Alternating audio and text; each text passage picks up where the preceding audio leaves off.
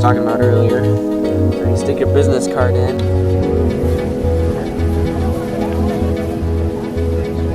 There's huge ones over there. This is Andrew Bowman at Bowman's Pro Turf. I'm the owner over here, and we wanted to take a couple minutes and talk about spring seeding. So we get a lot of questions throughout the year, especially this time of year. It's middle of winter time, late January. Folks are starting to think about their lawn for the upcoming season. It might be really cold out right now, but it's nice to look forward to something good like that, right? So we got a couple phone calls the last couple weeks, and I met with some folks yesterday talking about spring seedings, and so I want to share some information with everybody regarding this topic and some things to consider.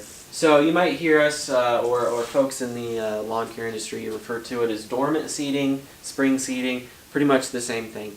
When we say dormant seeding, what we mean is we'll go out, broadcast the grass seed across the area, and then that grass seed is going to lay there dormant until soil temperatures reach at least 55 degrees consistently. So it's just going to sit there and lay dormant. You can do this spring seeding really anytime from middle of December all the way up until about the middle of April to be called, I guess, a dormant seeding like that, right? Because that seed's just going to lay there dormant. It's not going to go bad or rot or just melt away or something like that. It's just going to sit there in the soil. As the ground thaws and freezes, it's going to expand and contract and create little cracks and whatnot, so that seed gets down into the soil surface too over time and over the winter like that. So we need to talk about the pros and cons of a spring seeding, right? We do not recommend a spring or a dormant seeding.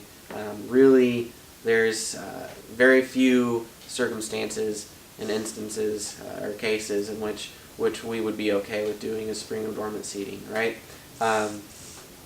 In the Midwest here, we can have a hot, dry summer, we can have a wet summer, we can have a mix of what summer's going to bring. So if you're putting seed down, it starts germinating around April 15th.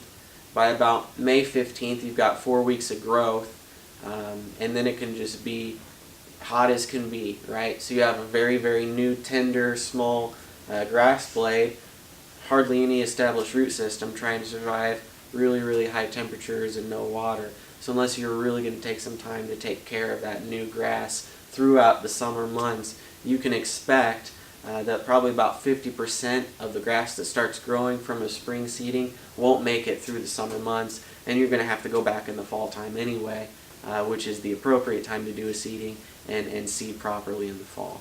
So you need to keep that in mind, that you run a really big risk of that seed germinating and then not even surviving the summer months. A pro of doing a spring seeding is if you've got an area that has it's kind of filled in already and you just have some bare spots and whatnot, and it's a smaller, easy to manage area, yeah, you can put that seed down and it's going to come up. As long as you can control that area, you'll get the grass to grow and you won't have to wait until August and September to put seed down. You'll have something nice to look at there.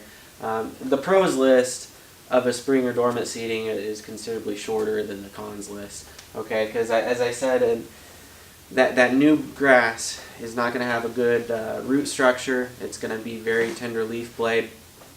You're not going to be able to spray any herbicide on that new grass. You're not going to be able to put down crabgrass pre-emergent, okay? So no crabgrass pre-emergent, no herbicide, so you're talking several months into the year before you can start putting down any type of weed control on your property, because crabgrass pre-emergent is going to prevent that grass seed from germinating, right?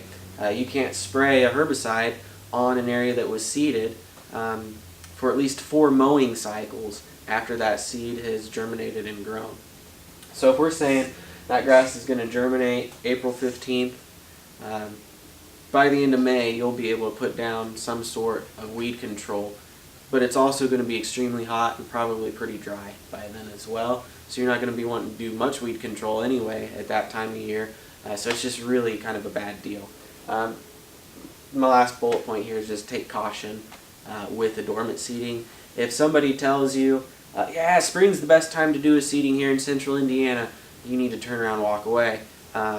That's not the truth, that's not honest, and it's not what Purdue University states as well. You need to take advice from the turf scientists. That's who we get our advice from. August, September, best time to do any type of lawn seeding here in central Indiana. Like I said, there's very few cases in which we will go ahead and do some sort of seeding in the springtime, but you have to keep in mind, no crabgrass pre-emergent, no herbicide.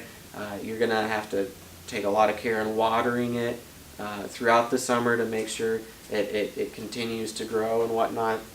And you're going to be putting a lot more time and effort into a spring seeding than you would doing it properly in the fall.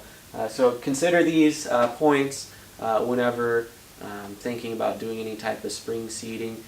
If you are a customer of ours and you go out and do a spring seeding and don't let us know, that can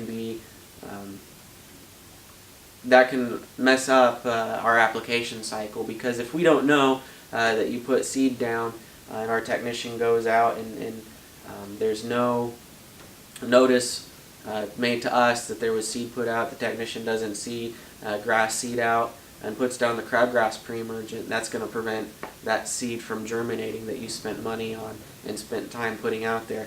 On the reverse side of it, if we go out and make our first application with the crabgrass pre-emergent, and a week later you go out and put down grass seed, it's not going to germinate.